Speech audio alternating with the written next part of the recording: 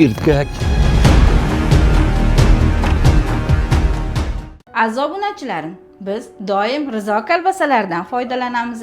Mana bugun ham ajoyib nonushta tayyorlaymiz. Azizam, Voy, meni sevimli yorim keldilar.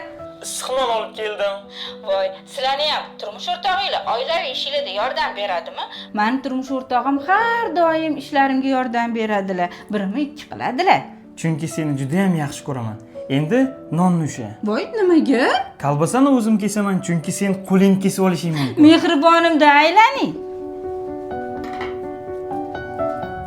Aziz obunachilarim, sizlarni ham turmush o'rtog'inglar shunaqa meni turmush o'rtog'imga o'xshagan mehribonmi?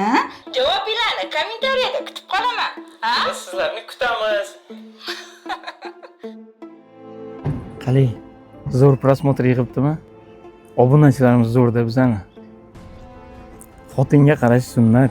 Ozgina yordam berib turish kerak.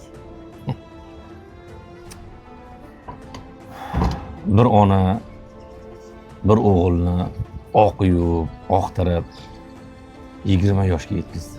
Unga doim turli xil taomlar tayyorlab berdi.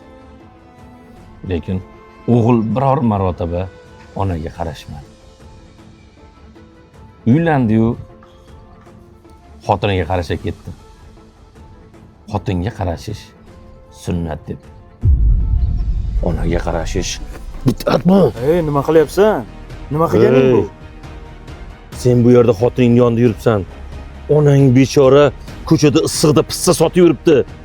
Sendek ahmoq o'g'il ko'rib. Bor undan ko'ra onangga ovqat qilib tayyorlab ber, shirin taom yedir. Erkak.